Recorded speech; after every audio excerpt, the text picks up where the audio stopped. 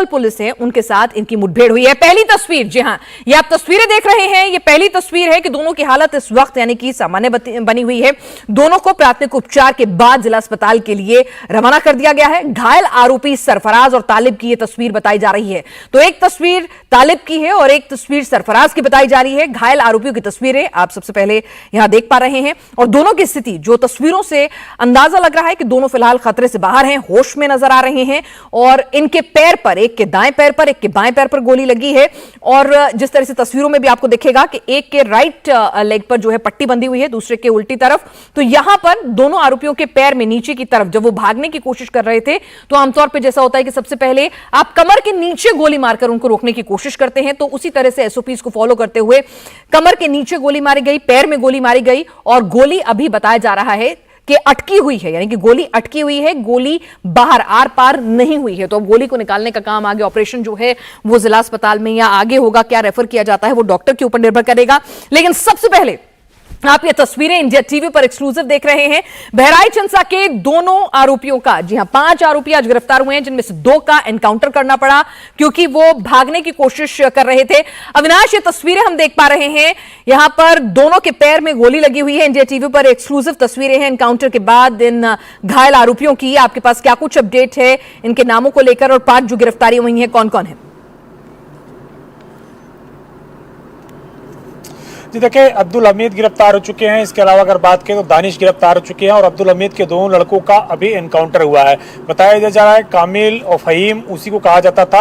ये दोनों भाई एक साथ नेपाल भागने की फिराक में थे और एसटीएफ को और यूपी पुलिस को इस बात की जानकारी जब लगी, यूपी पुलिस के साथ ये जानकारी साझा की गई और उसके बाद फिर यूपी पुलिस ने ये एनकाउंटर किया है नानपारा में, जो कि बहराइच जिले में पड़ता है। नेपाल का ये बॉर्डर इलाका है, यानी कि नानपारा भारत में पड़ता है और नानपारा के उस पार यानी 5 किलोमीटर बाद फिर नेपाल की जो सरहद है वो शुरू हो जाती है। तो नानपारा में ही ये जो है एनकाउंटर है वो किया गया और फिलहाल एनकाउंटर के बाद दोनों ही व्यक्तियों को, दोनों ही आरोपियों को सीएचसी नानपारा ले जाके लाया गया, जहां पे एक के लेफ्ट पैर में गोली लगी थी, एक के राइट पैर। अविनाश, अब्दुल के दो बेटों सरफराज और फहीम का नाम ही तालिब है, आप ये कह रहे हैं? एक सेकंड, थोड़ा सा क्लैरिटी यहाँ पर देनी है। यहाँ पे अविनाश, आप कह रहे हैं कि अब्दुल भी गिरफ्तार हो चुका है। अब्दुल के 2 बेटे सरफराज, जिसके हाथ में बंदूक थी, जो मुख्य आरोपी बताया जा रहा था रामगोपाल मिश्रा की हत्या का, वो और उसका भाई फहीम, जिसका नाम तालिब भी है, जो तालिब के नाम से भी जाना जाता था। तो एनकाउंटर जो हुआ है वो अब्दुल के बेटे सरफराज और फहीम का हुआ है,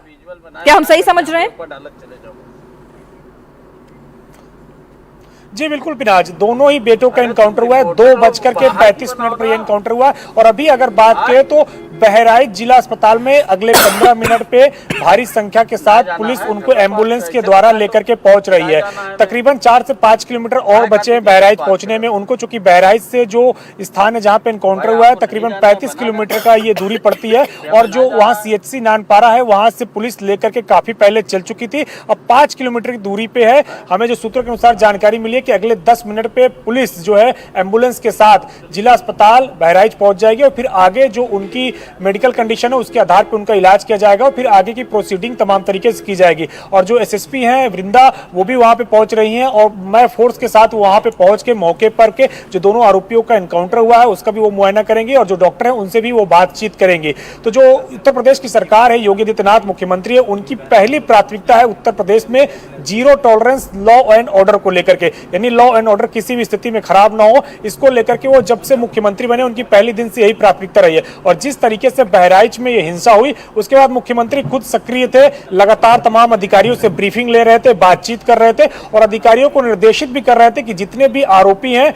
वो बख्शे ना जाएं और सभी को पकड़ा जाए और किसी के खिलाफ गलत कार्रवाई भी ना हो। और जो एफआईआर दर्ज हुई उसके बाद फिर पुलिस ने तमाम आरोपियों को खोजने का कार्य शुरू किया और जिस तरीके से अब्दुल हमीद का कारोबार नेपाल में भी है, उसकी नेपाल में भी कुछ दुकानें हैं और बहराइच में भी, यहाँ पे भी बड़ी संख्या में उसके कई सारी दुकानें हैं। न सिर्फ ज्वेलरी के शोरूम है बल्कि गाड़ियों का भी वो काम करता है, एक छोटा अस्पताल भी संचालित करवाता है और कई सारी उसकी दुकानें हैं जिसको किराए पर दूसरे लोगों को देता है चलाने के लिए। तो इस तरीके से उसके कई सारे यहाँ पे कारोबार थे, लेकिन जिस तरीके से वो हिंसा में शामिल था और उसके बाद से वो लगातार फरार था, उसके बेटे भी फरार थे और उसके साथ साथ इन लोगों की मदद कर रहा था उसका दामाद भी। तो उसके दामाद को भी जानकारी मिल रही कि हिरासत में लिया गया है और इसके साथ साथ दोनों बेटों का एनकाउंटर भी किया गया और अब्दुल हमीद को भी गिरफ्तार किया गया है अलग स्थान से।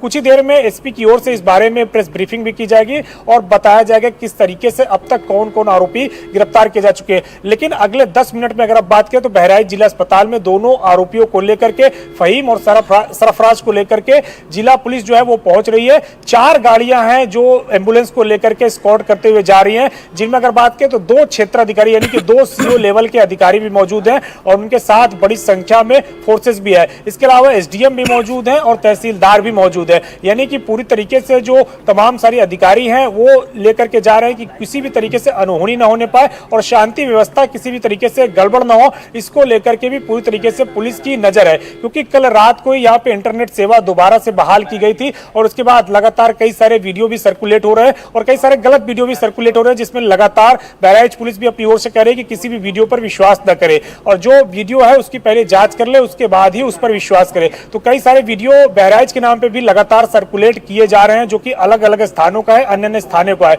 लेकिन आज अगर बात करें तो बहराइच के अंदर अभी भी 4 दिन हो गए पिनाज, एक भी दुकान महाराजगंज बाजार के अंदर नहीं खुली थी। मैं खुद वहां पे मौके पर मौजूद था।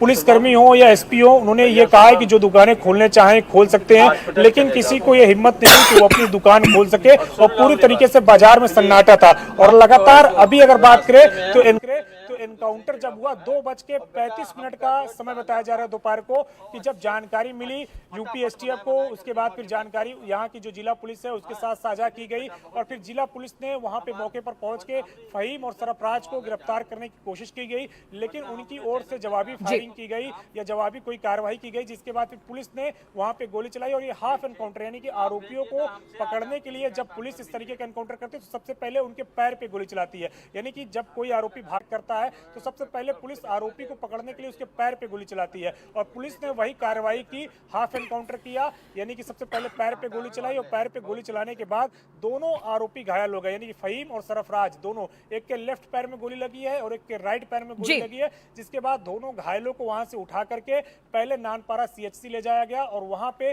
जो प्राथमिक उपचार है वो कराने के बाद अब जिला अस्पताल बहराइच जो जानकारी मिल रही है कि अगले कुछ ही मिनट में अब वहां पे पुलिस फोर्स पहुंचने वाली है आरोपियों को लेकर के। बिल्कुल, और आप भी बहराइच जिला अस्पताल अब से कुछ ही देर में पहुंचने वाले हैं। सीधी तस्वीरें इंडिया टीवी पर लगातार आप देखेंगे। रुचि जी भी हमारे साथ जुड़ी हुई हैं।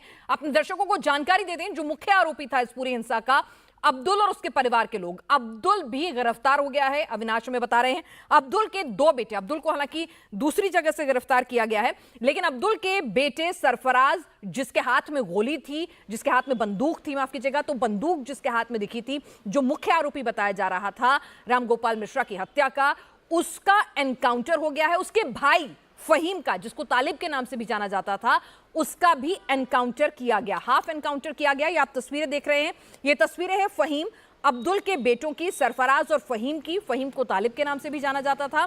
तो सरफराज और फहीम की ये तस्वीरें हैं। अविनाश बता रहे हैं दोनों भागने की कोशिश कर रहे थे और उसके बाद जो एसओपीज होते हैं कि कमर के नीचे आपको गोली मारनी है, तो भागने से रोकने के लिए इनके पैर में गोली मारी गई। दोनों की हालत फिलहाल खतरे से बाहर है।